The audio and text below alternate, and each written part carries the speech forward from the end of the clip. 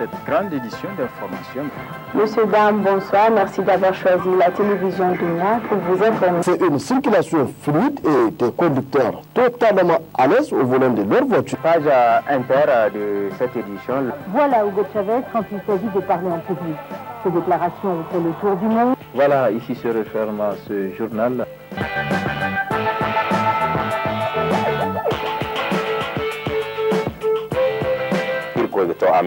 wai ne lemanti kala harino kan da bore na bongo sibanda ha masu kallon da sauraron mu barkanmu da yau.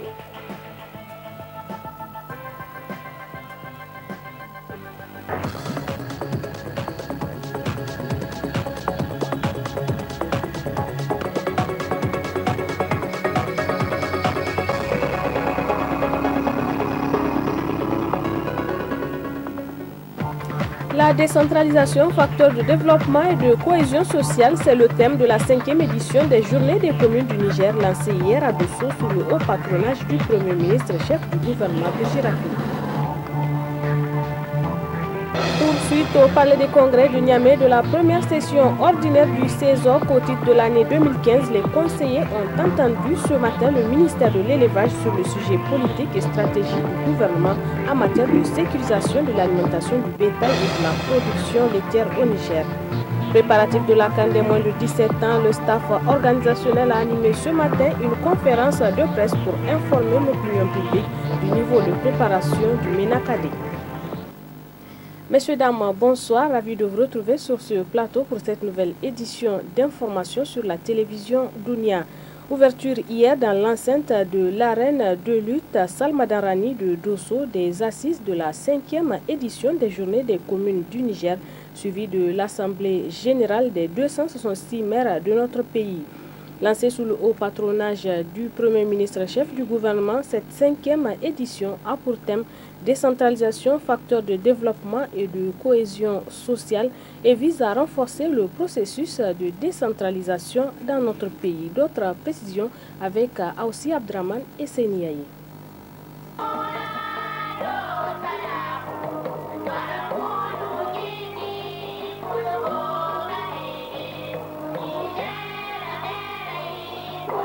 Sous le thème la décentralisation, facteur de développement et de cohésion sociale, les assises de cette 5e édition des Journées des communes du Niger ont pour but de créer les conditions d'accélération du processus de décentralisation dans notre pays. Une rencontre qui regroupe les 266 maires du Niger réunis au sein de leur association dénommée Association des maires du Niger sous le haut patronage du Premier ministre en présence du président du CESOC, de plusieurs personnalités administratives et coutumières de notre pays. En prononçant le mot de bienvenue, le maire de la commune urbaine de Dosso a exprimé la profonde reconnaissance de la population de Dosso au président de la République suite aux gigantesques travaux réalisés dans la cité légendaire des Armakoy dans le cadre du programme Dosso Soga. Il a en outre affirmé que Dosso est prête à accueillir tout ministère en vue de désengorger la capitale. Dans le discours qu'il a prononcé, le président de l'Association des municipalités du Niger a souligné l'engagement des autorités de la 7e République dans la dynamique de la décentralisation. La Renaissance a besoin des hommes intègres et patriotes.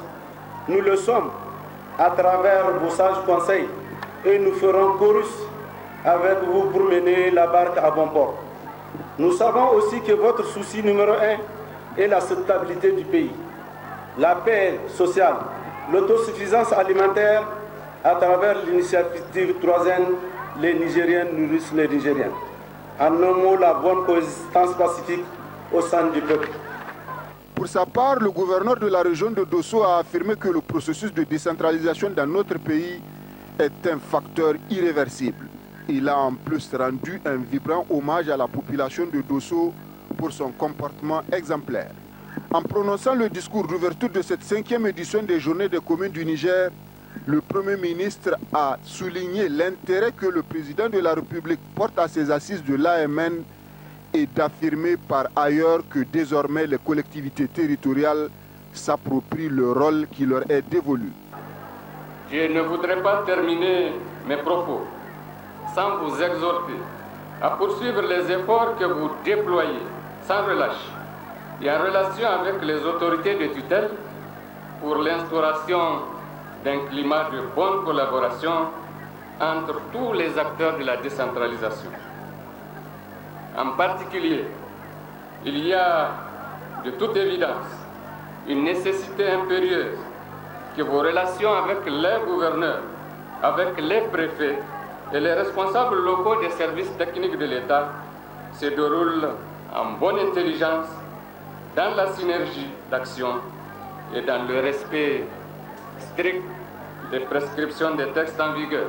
S'en est ensuite suivi les travaux en salle axés sur le thème central. Auparavant, plusieurs interventions, dont celle du représentant des partenaires techniques et financiers, des présidents des associations des municipalités du Mali et de la Guinée-Conakry, du président du CODAE, du ministre d'État, ministre de l'Agriculture, du haut-commissaire à l'initiative 3N et du Premier ministre ont retenu l'attention des participants. Le maire de Chirozérine dit que la question de la sécurité alimentaire est au centre des débats. Un sentiment de satisfaction de permettre à tous les maires du Niger de se retrouver pendant 48 heures, déjà pour échanger entre eux de leurs expériences et ensuite de débattre des questions nationales. Donc c'est vraiment une très très bonne opportunité pour nous et c'est une chance extraordinaire de pouvoir organiser ça de manière périodique pour justement permettre à toutes les communes du Niger de se sentir dans un ensemble qui s'appelle donc l'AMN, l'Association des maires des municipalités du Niger, mais également de se sentir vraiment concernés par toutes les questions nationales. D'autres thèmes aussi importants seront débattus au cours de leurs travaux qui dureront 2 jours. Le Premier ministre a immortalisé cette cérémonie par une photo de famille. Niamey, les travaux de la première session ordinaire au titre de l'année 2015 du Conseil économique, social et culturel CESOC se poursuivent au Palais des Congrès de Niamey. Le CESOC a donc convoqué aujourd'hui le ministère de l'Élevage pour débattre du sujet politique et stratégie du gouvernement en matière de sécurisation de l'alimentation du bétail et de la production laitière au Niger. On fait le point avec Youssouf Omar et Ibrahim Idi. Du bétail, le Niger en a, raison pour laquelle l'élevage fait sa fierté. Mais paradoxe, parce que le monde rural ne profite pas de cet élevage. Paradoxe également parce que le bétail est cher. Et pourquoi cela? C'est ce que veut savoir la Commission de développement rural du Conseil économique, social et culturel, CESOC, en convoquant en plénière le ministère de l'élevage. Vous le savez tous, aujourd'hui, en termes de nombre de cheptels au niveau de l'Afrique de l'Ouest, nous sommes classés parmi les premiers. On vient deuxième après, je pense, on vient deuxième après le Mali. Mais de l'autre côté aussi, si vous regardez nos importations en matière de produits laitiers, là aussi on se retrouve parmi les premiers. Donc c'est vraiment un paradoxe. Donc pour ces raisons, nous avons demandé au ministère de l'élevage de venir nous exposer sur les politiques et stratégies du ministère en matière de cette production laitière. Parce que c'est un paradoxe quand même qu'on ait le plus grand nombre de cheptels et qu'on importe jusqu'à aujourd'hui, en fin d'année en 2014, dépenser 17 milliards pour des produits laitiers. On a commencé à se poser des questions par rapport à ça. Des recommandations pour que les propositions de la Commission développement rural du CESOC soient prises en compte seront écrites dans une lettre de doléance. On a invité les ministères pour venir nous faire une présentation là-dessus. On vient de l'écouter tout à l'heure. Après, on va se retrouver en salle pour un peu approfondir et en sortir certaines recommandations qu'on va envoyer au président de la République et au président de l'Assemblée nationale. La seconde question aussi, sur laquelle on a interpellé, on a invité le ministère de l'élevage, c'est sur l'alimentation bétail. Vous savez, chaque année, nous avons des difficultés pour alimenter notre bétail. Nous avons des usines aujourd'hui qui sont totalement en panne. Chaque année, il faudra qu'on importe l'aliment bétail. Nous avons une très grande superficie, nous avons de l'eau, mais nous sommes obligés chaque année d'importer. Par rapport à cette question-là aussi, nous avons demandé au ministère de l'Agriculture de venir nous présenter les mesures qu'ils sont en train de prendre pour vraiment atténuer, sécuriser l'alimentation de notre bétail. La commission développement rural du CESOC a vu juste en abordant la question de l'élevage qui, si l'on ne prend garde, a-t-elle dit, risquerait de jouer un mauvais tour, autrement dit, si l'on ne cesse de brader le bétail aux pays voisins, la mauvaise surprise serait de se réveiller un beau jour avec un déficit animalier au Niger. Un mot de sport dans ce journal avec le staff organisationnel de la CAN des moins de 17 ans qui a animé ce matin une conférence de presse au palais du 29 juillet de Niamey pour informer l'opinion du niveau de préparation du MENA Cadet pour les compétitions. Le compte rendu avec Oumarou Amadou et Imran Amaïga. Une conférence de presse initiée par le staff de la FENIFOOT vise à informer l'opinion publique sur les préparatifs de la 11e édition de la CAN des moins de 17 ans qui débutera le 15 février prochain à Niamey. Un cadre idéal pour entretenir la presse sur le niveau de préparation de l'équipe du MENA Kadi. Le colonel Adamou Zaroumey a saisi cette occasion pour présenter le nouveau entraîneur espagnol qui assistera le MENA Kadi tout le long de cette compétition. Pour cette journée, nous avons voulu vous laisser vous entretenir avec l'encadrement technique de l'équipe pour que l'opinion publique à travers vous sache comment se prépare l'équipe, dans quel état d'esprit est l'équipe. Après plusieurs matchs de préparation au Niger, au Ghana, au Burkina Faso, le directeur des stages a affirmé que le MENA Cadet est enfin prêt pour la compétition. Pour le choix des adversaires par rapport à ceux qu'on va rencontrer, le Nigeria et la Zambie, c'est des équipes anglophones. C'est nos deux premiers matchs. Et je pense que nous avons joué au Ghana. C'est des joueurs un peu anglophones. Et on va jouer contre l'Afrique du Sud, qui ont presque un peu les caractéristiques des Nigériens. Ils sont techniques, ils ont un jeu un peu lent, mais ils sont physiques. Dans tous les cas, c'est des équipes physiques. C'est pourquoi aussi nous avons joué des matchs avec des équipes seniors pour permettre aux enfants d'avoir le courage de se confronter à plus fort qu'eux. Mais ce n'est pas évident que dans l'homme, ce n'est pas la taille qui fait la force. C'est aussi le cœur. Et je pense que le Nigeria en a. Et je pense que ça, là, sur ce point-là, on n'a pas de doute à avoir dessus. Y lo que yo espero de todo el país y de los medios de comunicación es. Pour le nouveau entraîneur espagnol, un grand travail a été déjà abattu par les entraîneurs locaux. Optimiste, il rassure que le MENA Cadet ira loin dans cette compétition. Après plusieurs questions posées par la presse, le staff technique a rassuré l'opinion de l'encadrement technique impeccable dont a bénéficié le MENA Cadet. Ils ont également tenu à remercier le gouvernement de la 7e République qui ont déployé des efforts considérables pour la bonne marche de cette compétition. Cependant, la sortie officielle de la liste des joueurs sélectionnés est attendue pour le lundi prochain. Les associations et ONG membres de la Fédération Kassai ont rendu publique une déclaration relative à la situation née des événements du 16 au 18 janvier dernier. Ces associations et ONG appellent les forces vives à plus de retenue et à préserver la cohésion sociale dans notre pays. Le compte rendu avec Tahiro Amadou et Boubacar Imran Meyer. Déclaration des associations et ONG membres de la Fédération Kassai relative aux récents événements des 16, 17 et 18 janvier 2015 qui ont causé des pertes en vies humaines et occasionnant d'importants dégâts matériels. Ces femmes membres de la Fédération Kassai, conscientes de la nécessité de mobiliser l'ensemble de la communauté pour faire face au contexte sécuritaire qui menace la sous-région. 1. Rappelons que le Niger est un pays de paix et d'hospitalité légendaire. 2. Condamnons vivement ces actes violents qui ne nous honorent guère. 3. Présentons nos condoléances attristées aux familles endeuillées et notre compassion à tous ceux qui ont perdu leurs biens. 4. Engageons les autorités administratives et judiciaires à tout mettre en œuvre pour que les auteurs, co-auteurs et complices de ces actes soient recherchés et punis conformément à la loi. 5.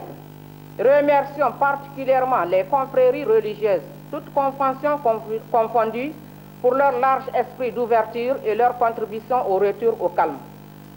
6. Appelons les forces vives à plus de retenue et à préserver la cohésion sociale qui nous est très chère. 7.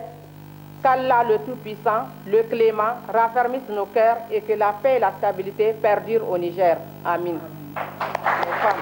Les femmes de la Fédération Kassai s'engagent à préserver l'unité nationale. La déclaration a été sanctionnée par la remise d'un don d'une valeur de plus de 500 000 francs CFA à l'orphelinat samaritain de Kwarategi. Par rapport aux négociations autour des points inscrits dans la plateforme revendicative du syndicat national des enseignants du Niger (SNEN), plusieurs points sont pris en compte et d'autres sont en cours de négociation avec le gouvernement. D'autres précisions avec le premier secrétaire général adjoint du SNEN, Issifou Ardika. Négociation, il faut le dire, qui avait commencé il y a de cela à peu près 2 ans, suite auquel on a déjà abouti à un premier communiqué conjoint dont l'essentiel des points ont été réglés et d'autres, comme ils sont dynamiques, sont en cours. C'est-à-dire, il y a la question des 11 contractuels qui ont été intégralement remboursés, il y a la question des incidences financières, la question des recrutements, la question du statut particulier. Alors, il y a 8 points qui restaient, c'est la question du spécial A, c'est la question de l'augmentation du quota de conseil pédagogique à l'ENS. Eh bien, ces points-là, nous sommes en train de maintenir le contact avec le gouvernement pour que ces points puissent aussi connaître un certain aboutissement. Maintenant, en ce qui concerne le statut particulier, rien qu'avant-hier, on était en réunion à la fonction publique pour parler de la dernière version qui doit aller en adoption. C'est-à-dire qu'à cette étape-là, nous sommes presque au bout pour que le document soit remis au gouvernement pour adoption. Et nous pouvons dire que dans peu de temps, ce point-là aussi, qui est essentiel et capital pour tous les enseignants, va tomber et permettre quand même aux enseignants de se retrouver avec un statut actualisé. En ce qui concerne le recrutement, et c'est à ce niveau-là aussi, en tout cas, on a eu des avancées, parce que le gouvernement est tombé d'accord, ça fait partie de notre accord, pour qu'on augmente le quota du recrutement, ce qui a fait que pendant ces 2 ans, on a porté ça à 6 000. Mais à l'intérieur, nous avons posé un certain nombre de doléances où le gouvernement nous a dit, bon, il est d'accord pour qu'on aille vers la modification du décret portant modalité de recrutement. Mais alors à ce niveau-là, ils attendent nos propositions. Alors nos propositions, au fait, sont les suivantes. C'est qu'il faudrait prendre tous les contractuels qui ont été atteints par la limite d'âge. Je dis bien tous, sans exception. Et seulement, il se pose un petit problème, c'est que ces contractuels-là n'auront pas 15 ans effectifs dans la fonction publique, ce qui va poser le problème de la pension. Nous avons trouvé une parade avec le gouvernement que nous avions déjà proposé dans la modification des textes pour qu'ils puissent bénéficier des 15 ans en validant le nombre d'années qui leur manque du contrat. Alors, il y a aussi la question de matière profil enseigné, parce qu'il arrive que des enseignants soient recrutés alors qu'ils sont des ingénieurs en fouseaux et forêts, des agronomes. Et bien, au moins directement, souvent, on rejette leur dossier. Et là aussi, le gouvernement est tombé d'accord en tout cas, qu'on propose la modification de texte qui va permettre quand un contractuel, quel que soit son diplôme avec lequel il entre, qu'il soit professionnalisé et recruté comme tous les autres. Et il s'agit aussi de l'autre côté du recrutement par promotion, et pour éviter ce que vous connaissez à la fonction publique. Bref, le gouvernement, en tout cas, est sur notre accord, parce qu'avant qu'il signe, c'est sur ça qu'on s'est entendu, c'est signé, et nous sommes, l'arrêté a été signé pour la mise en place du comité qui va réfléchir sur la modification pour que justice sociale soit faite quand même avec les enseignants qui ont passé tout leur temps à enseigner et ont été surpris par la limite d'âge. De l'autre côté, il y a la question des incidences financières et des rappels. Eh bien, à ce niveau, et il faut le dire, ça fait un bout de temps qu'on ne connaît pas les incidences et les rappels, mais suite au protocole d'accord que nous avions eu, c'est suite à ça que maintenant les rappels sont en train d'être payés. Nous avons fustigé le fait que c'est insuffisant, mais quand même on est en train de les payer goutte à goutte. Et les incidences financières sont en train de tomber. Nous sommes même en train d'évoluer en ce qui concerne les incidences financières parce qu'on nous sort 2 listes de 50 millions par mois. Nous avons dit qu'il faut dépasser la question du nombre de listes parce qu'on fragmente les listes. Souvent, c'est des listes de 150 millions qu'on fragmente en 3.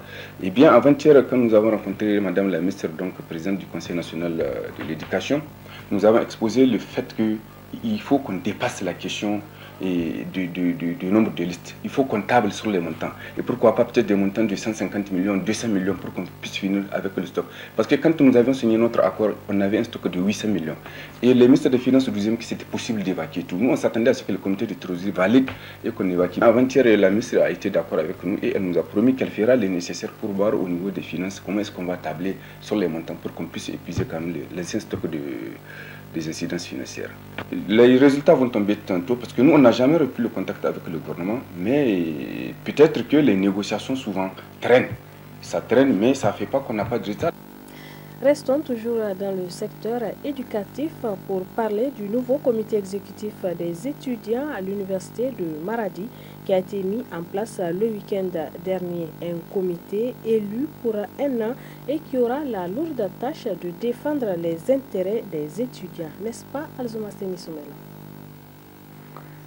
La fin d'un mandat amorce le début d'un autre. Ces poignées de main estudiantiles marque la mise en place du nouveau comité exécutif des étudiants à l'université Ndikodankolodo de Maradi. Un nouveau comité exécutif démocratiquement élu qui aura la lourde tâche de défendre les intérêts matériels et moraux de l'ensemble des étudiants inscrits à l'université de Maradi. Nous allons défendre les intérêts matériels et moraux de l'ensemble des militantes et militants de l'UNUM. Et nous appelons les camarades à beaucoup plus d'unité, parce qu'aujourd'hui, lorsque nous allons commettre l'imprudence d'aller sans cette unité, nous vous assurons que nous n'allons pas parvenir à nos fins, nous n'allons pas parvenir à nos projets.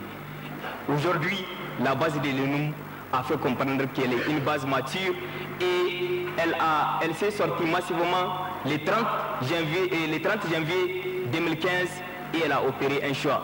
Ce choix, Dieu a fait en sorte qu'il s'est porté sur nous.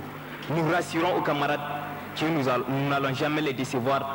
Et comme le disait Jean-Jacques Rousseau, le faux est susceptible d'une infinité de combinaisons. Quant à la vérité, elle n'a qu'une seule manière d'être. Le dialogue, l'unité et la diplomatie sont également les moyens de lutte conseillés par le président de la table centrale des séances. Nous sommes dans un monde où chaque responsable aujourd'hui, chaque étudiant est conscient évidemment des enjeux du moment. Nous sommes dans un moment de communication, nous sommes dans un monde d'échange. Et c'est pour cela que nous demandons au comité exécutif entrant de créer les conditions d'un échange permanent avec sa grande base souveraine. Nous sommes dans un monde où quand on a un objectif, il faut l'atteindre. Et l'essayer doit créer les conditions d'expliquer, de convaincre les différents partenaires par rapport à tous les problèmes auxquels les militants sont. Et on ne peut pas convaincre un partenaire dans la barbarie ou dans la confusion. On arrive à convaincre un partenaire quand on arrive à lui démontrer par A plus B que ce que nous défendons là est une réalité à laquelle il faut donner des solutions. Et nous sommes sûrs et certains, nous ne sommes pas dans un monde où aujourd'hui les gens seront sourds par rapport aux difficultés que les étudiants endurent. Désormais assermenté, le nouveau comité exécutif des étudiants à l'université de Maradi aura un an pour relever les grands défis et atteindre les objectifs qu'il s'est fixés. L'ONG Save the Children, à travers un atelier, a procédé au lancement du projet d'expansion de la santé maternelle et infantile mercredi dernier. Un projet qui vise à réduire considérablement le taux de mortalité infanto-juvénile. Le compte rendu avec Moussa Adamou Garba et Bachir Abdou. Composé d'une unité de sonorisation d'un groupe électrogène de 4 bâches et plusieurs chaises et nattes, ce lot de matériel est destiné à la radio Thermamoua de Tessawa, un équipement gracieusement offert à la radio par le programme USAID PDF 2 dans le but d'accroître la résilience des communautés du département de Tessawa contre l'extrémisme violent à travers l'amplification des voix modérées. Les équipements et matériels du programme don de l'USAID sont d'une valeur de 2 470 000 francs CFA et ces équipements se composent comme suit: une unité de sonorisation dotée d'amplificateurs, de 2 haut-parleurs, de 2 microphones, de lecteurs de cassettes et de CD. Un groupe électrogène pour alimenter l'unité de sonorisation, 100 unités de chaises en plastique pour location au cours des cérémonies, 4 bâches de 12 pieds de location en cas de cérémonie et 5 nattes en plastique de dimension assez grande aussi pour les cérémonies ici dans la localité de Tessawa. Ces équipements et matériels sont mis à la disposition de la radio via bien sûr le COGES et le CAC. Et cela participe bien sûr à l'atteinte de l'objectif stratégique numéro 2 qui est l'amplification des voix modérées. Le but de cet appui est d'accroître la résilience des communautés de Tessawa contre l'extrémisme violent. Un appui conséquent salué par la préfecture du département de Tessawa. Le département de Tessawa, par ma voix, salue le programme USAID PEV2 qui a appuyé les membres du comité en charge de la gestion de notre radio. Comme indique par le représentant du PDF2, il s'agit d'un appui d'un montant de 2 470 000 francs CFA. Ces équipements permettront à n'en point douter au renforcement de capacités d'autofinancement de notre radio communautaire pour sa pérennisation de ses activités de production et la diffusion des émissions en lien avec l'objectif du programme USAID PEV2. Ces équipements vont certainement renforcer la qualité des prestations de la radio Tarmamoa et procurer de manière supplémentaire au COGES de la dite radio des activités génératrices de revenus.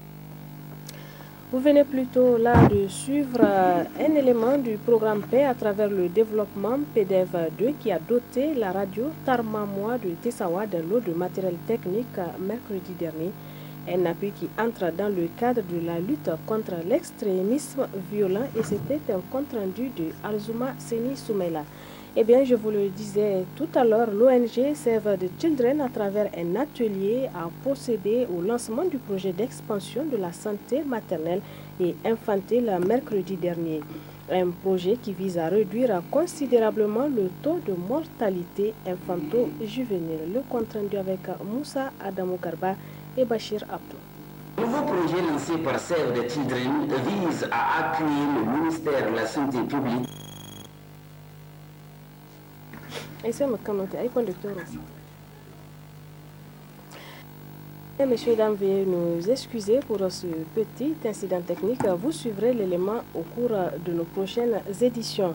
Il vous souviendra que le Conseil supérieur de la communication CSC a rendu public le 3 février 2015 un communiqué de presse dans lequel le CSC demande l'arrêt immédiat de la diffusion des films avec des scènes violentes ou érotiques sans signalétique susceptible de heurter la sensibilité du jeune public.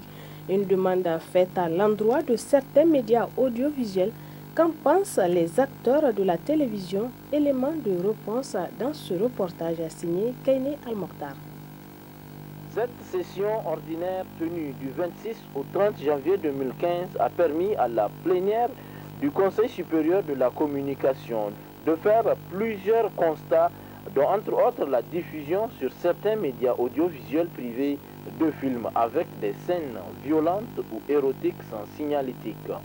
Constat qui a amené l'institution à prendre une décision demandant aux médias d'arrêter la diffusion de tel genre de films susceptibles de heurter la sensibilité du jeune public.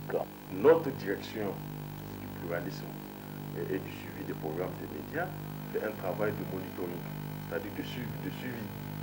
Et elle nous a rapporté que certaines télévisions, plus particulièrement privées, diffusent justement des films à caractère violent ou avec des scènes érotiques, soit à des heures qui sont susceptibles, auxquelles le jeune public est susceptible de regarder la télévision, ou très souvent sans signalétique.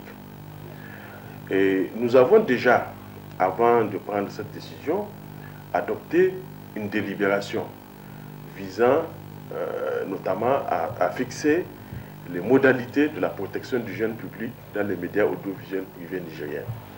Cette délibération stipule clairement que dans le souci de protéger l'enfance et l'adolescence, il faut réglementer la diffusion de ce genre de films. Et la réglementation se fait suivant deux modalités. La première modalité, c'est le choix des heures de diffusion. Nous savons tous que les enfants, par exemple, de moins de 10 ans, sont éveillés jusqu'à 21h, 22h. Ceux qui sont l'âge entre 10 et 12 ans peuvent rester jusqu'à 22h, 23h. Et les autres, 16 ans, peuvent aller jusqu'à minuit. Et au-delà de minuit, bon, un enfant ou un adolescent est censé ne pas regarder la télévision. Donc, quand une télévision veut diffuser un film de guerre ou un film avec des scènes de violence une nuit, ou des films érotiques, il faut tenir compte justement des heures auxquelles le jeune public est susceptible de regarder la télé. Et donc, il ne faut pas diffuser ce genre de films à ces heures-là. Cette décision est bien accueillie par les responsables de programmes des chaînes de télévision privées qui estiment qu'au-delà, une formation de sensibilisation est nécessaire. Pour la télévision Tambra, notre ligne éditoriale, c'est la promotion de la femme et de la protection de l'enfant. Donc nous, ça cadre parfaitement avec notre ligne éditoriale et ce que nous faisons habituellement. Ce qu'on peut dire aussi, c'est peut-être de renforcer la capacité des techniciens et des directeurs de programme pour une bonne régulation des mesures du cahier des charges.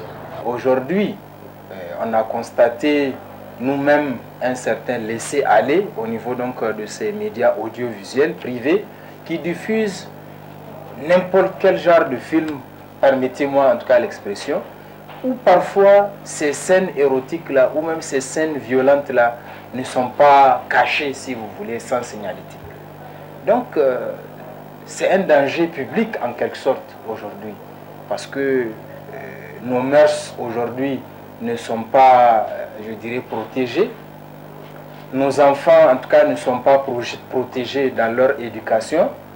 Donc, vous avez vous-même, au niveau des différents médias européens, aujourd'hui, quand on diffuse un film, il y a toujours, en tout cas, un petit bandeau qui est là pour dire que ce film peut être suivi, en tout cas, par une catégorie d'âge. Et donc, je pense que nous-mêmes, ça doit nous servir d'exemple.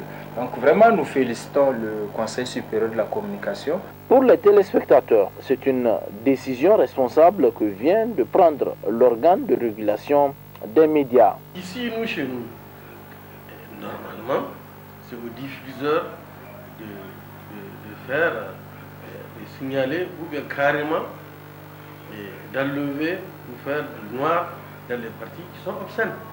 Et malheureusement, il y a certains directeurs de programmes qui négligent cet aspect et qui laissent passer ces scènes. Ce n'est pas la faute du plan, c'est la faute plutôt du directeur de programme qui se permet de balancer un film comme ça sans le visionner et enlever les parties qui ne sont pas susceptibles d'être regardées par notre jeunesse. Je crois que c'est une décision salutaire. Et cette décision, on ne peut plus démontrer, nous va droit au cœur, et parce que ça nous permet quand même de gérer à un niveau l'éducation des enfants. Parce que vous n'êtes pas sans le savoir que les enfants passent, le temps qu'ils passent à l'école, si on peut même se donner l'occasion de le dire, ils le passent aussi devant l'écran. Alors, je crois qu'en trouvant cette formule déjà, ça règle un problème de société. Nous sommes des musulmans. Ces films, ces cachettes, ils n'ont qu'à bien vérifier avant d'aimer les cachettes pour jouer pour nous. Là, les populations, elles aussi vont voir ça. Mais nous avons dit que nous sommes des musulmans. Vous venez mettre des bêtises n'importe comment, tout le monde voit, les enfants voient, moins de 12 ans, moins de 15 ans. Eux aussi voient les cachettes comme ça, arriver à la maison ou bien quelque part, c'est comme ça qu'ils vont aller jouer. Non, vraiment, dans cette cachette, j'ai vu comme ça, est-ce qu'on peut essayer de faire? Ça, ce n'est pas bon. Le CSE, à travers cette décision, a fait montre d'une grande responsabilité pour protéger la sensibilité du jeune public que constitue la majorité des téléspectateurs au Niger. Parlons commerce dans ce journal. La foire Ariane prévue prendre fin hier 5 février a été prolongée jusqu'au 20 février 2015. De nouveaux produits sont arrivés hier et une réduction allant de 10 à 50% sont prévues sur les prix des divers articles. La foire se tient donc toujours au palais du 29 juillet. Le reportage est signé Mariama Soumana et Issa Hassan. À son engagement, celui de donner chaque année un nouveau visage à vos maisons et chambres, la foire Ariane se poursuit au palais du 29 juillet. Initialement prévue pour s'achever le 5 février, cette importante foire se prolonge jusqu'au 20 février. Et pour cause, un nouveau conteneur vient de fouler le sol nigérien avec divers produits canadiens pour votre satisfaction. Des salons en cuir aux fauteuils se transformant en lit selon votre goût, en passant par des jolies tables à manger auxquelles s'ajoutent des objets décoratifs tels que des pots de fleurs, des lustres, des moquettes. Bref, la foire Ariane est une véritable caserne d'Ali Baba. Nous avons fini la période de foire, mais à cause des nouveaux marchandises qui arrivaient hier, encore nous avons décidé que pour casser le prix pour les marchandises, comme ça nous avons préparé pour prolonger la foire jusqu'au fin 20 février. Comme ça, je vais inviter les populations nigériennes pour profiter de la situation que nous avons fait. Encore, nous sommes ici toujours à partir matin jusqu'à 20h30, jusqu'à 20 février. Comme à l'accoutumée, les prix sont revus à la baisse pour permettre à chacun de ressortir du palais du 29 juillet au palais des sports avec un objet. Il y a deux choses que nous avons invité les populations. Le premier, pour casser les prix, tous les prix, à partir de 10% jusqu'à 50%. Un deuxième, les nouveaux marchandises que beaucoup de personnes jusqu'à présent n'ont pas vu ça. Je demande à la population nigérienne, j'ai invité viennent ici pour visiter parce que nous sommes ici jusqu'à 20 février, comme toujours. Mais il va finir jusqu'à la prochaine année. C'est seulement 2 semaines qui restent. Avec cette réduction significative, vos chances d'acquérir ces objets se multiplient. Alors, faites-y un tour. Je vous le disais tout à l'heure, l'ONG Save the Children, à travers un atelier, a procédé au lancement du projet d'expansion de la santé maternelle et infantile mercredi dernier. Un projet qui vise à réduire considérablement le taux de mortalité infanto-juvénile. Le compte rendu avec Moussa Damougarba et Bachir Abdou. Le projet lancé par Save the Children vise à accueillir le ministère de la Santé publique pour l'expansion de la santé maternelle et infantile dans la région de Zander, notamment dans les départements de Kantié et Magaria. Financé par la Corée à travers Koika, cet atelier de formation de 24 heures a rassemblé des médecins, des chefs traditionnels et des agents de santé des zones d'intervention du Save the Children à Zander. En procédant au lancement des travaux, le secrétaire général adjoint a rappelé la place du choix qu'occupe la santé maternelle et infantile dans l'ambitieux programme de renaissance du président de la République, son Excellence Issou Mahamadou. Comme vous le savez, le bien-être des enfants de 0 à 5 ans et des femmes enceintes ou allaitantes reste un grand défi pour l'Organisation mondiale de la santé en général et pour le Niger en particulier. En effet, la santé de l'enfant et de la mère est une des préoccupations majeures des autorités de la 7e République. C'est pourquoi l'axe premier de la politique sanitaire contenu dans le programme de renaissance du Niger de son Excellence Issou Mahamadou, président de la République, chef de l'État, vise à réduire la morbidité et la mortalité des groupes vulnérables que sont les femmes et les enfants. Pour atteindre ces objectifs, le gouvernement a, avec l'appui des partenaires, engagé des actions coordonnées orientées vers les réalisations et l'équipement des infrastructures et le renforcement des capacités des services de santé. Auparavant, le field manager de Save the Children s'est prononcé. Il s'est largement appesanti sur les objectifs de cet atelier.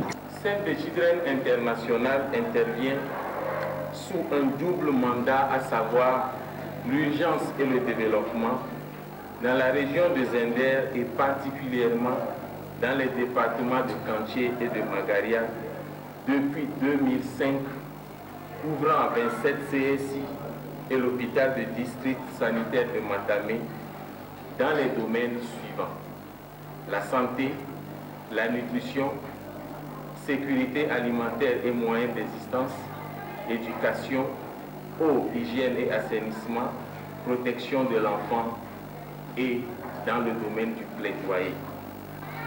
Ce projet est financé par 3 bailleurs qui sont l'Agence coréenne pour la coopération internationale, dénommée COECA, le gouvernement coréen, Sud-Corée, et Save the Children Corée pour une période de 3 ans allant du 1er janvier 2015 au 31 décembre 2017. Ce nouveau projet qui vient d'être lancé permettra sans doute de promouvoir la santé maternelle et infantile pour le bien-être des femmes. Rukiatou Ouedraogo, c'est une artiste qui nous vient du Burkina Faso. Elle fait de l'humour. Rukiatou se produira demain à 20h30 au Centre culturel franco-nigérien Jean Rouch de Niamey au prix de 1000 francs CFA et 500 francs CFA pour les adhérents du CCFN. Pour des précisions sur ce qu'elle vous offrira demain, nous l'avons interviewé pour vous. Suivez plutôt. Coiffure, manucure. Et la joliesse, tu veux faire quoi? Je connais une bonne coiffeuse là, elle va te coiffer, tout Paris sera à tes pieds. Mais celle qui a coiffé Beyoncé pour son nouveau clip là, même que Michelle Obama, la femme de François Hollande, quand elle débarque à Paris, c'est elle qui la coiffe. C'est pas cher, c'est 20 €. Ma copine, 20 € là, ça c'est pour te faire rentrer dans le salon de coiffeur. Pour sortir là-bas là, tu vas payer 200 €. Je suis comédienne, humoriste, dramaturge aussi. Voilà, et je suis à Niamey au jour d'aujourd'hui pour présenter mon spectacle Ouagadougou Pressé à l'Institut français franco-nigérien. C'est un spectacle comique, hein, donc de l'humour, on n'en voit pas beaucoup fait par des femmes, donc j'appelle beaucoup à sortir, soutenir aussi la femme, hein, voilà. Donc c'est un spectacle haut en couleur, un spectacle qui... on rentre dans l'intimité d'une famille africaine en passant par les faubourgs de Paris, puisque c'est une jeune femme qui vit à Paris, qui prépare ses valises depuis Paris pour venir en Afrique. Donc elle a plein de cadeaux à ramener à sa famille, puisque vous-même vous savez que quand on revient comme ça d'un long voyage, il faut ramener des cadeaux. Donc voilà, donc c'est un spectacle comique hein, où il y a 15 personnages. Hein, voilà, donc elle campe beaucoup de personnages avec du dynamisme, voilà, une boule de feu, une boule d'énergie. Donc moi j'invite vraiment le public nigérien à venir découvrir ce spectacle. Ben, merci à vous et surtout n'hésitez pas à venir vous amuser, passer une bonne soirée. Ça dure 1h15, donc n'hésitez surtout pas quoi. La société Gemar Niger Sal a procédé le lundi dernier à un tirage au sort au titre du mois de décembre 2014 et janvier 2015. Objectif, récompenser et encourager ses fidèles clients. Ralia Sami Bouraïma Issifou pour le compte rendu. Implantée dans notre pays, Gemar Niger est une société de distribution de produits agroalimentaires. Cette nouvelle société, qui a ouvert ses portes en décembre 2014 par cette cérémonie, procède à un tirage au sort au titre des mois de décembre 2014 et janvier 2015. Une manière de récompenser et d'encourager leurs fidèles clients, acheteurs du produit Semovita, un produit bien connu car réputé être riche en vitamine A. La société Gemar Niger Sal est une société de vente et de marketing du produit Semovita. Et un produit de très bonne qualité, on peut faire la pâte, la bouillie et puis bien des choses avec. D'accord. Pour la promotion de la fin du mois qu'on a organisée, c'est une manière de récompenser nos fidèles clients. Donc la société Gemar Niger Sal organise à la fin de chaque fin du mois un tirage au sort afin de récompenser les fidèles clients. Et à la fin de l'année, Inch'Allah, il y aura le tirage de fin pour récompenser les fidèles clients annuels. Effectué dans la plus grande transparence, ce tirage au sort a permis de remettre officiellement le gros lot à l'heureux gagnant. Il s'agit d'un portable BlackBerry. Joie d'abord, et je ne m'attendais pas. Quand ils m'ont appelé, je pensais que c'était une blague. Peut-être au fond, il était en train de rire un peu. en disant peut-être c'est une blague. Parce que je ne m'attendais pas. Je leur remercie et je souhaite aux autres gens qui n'ont pas eu d'être à continuer à utiliser leurs produits, qui a une utilisation diverse. À noter que ce tirage au sort a été effectué devant un témoin. Oui, ça s'est passé dans les transparences quand même. Parce que je suis le témoin, c'était devant moi qu'on a tout fait. Le promoteur de la société Gemar Niger invite toute la population nigérienne à acheter et à consommer leurs produits, des produits qui ont divers usages. Et c'est ce reportage qui met un point final à cette édition d'information au nom de toute l'équipe qui m'a aidé à vous la présenter. Je vous remercie de l'avoir suivi. Très bonne suite des programmes sur la H24, la télévision continue. Au revoir.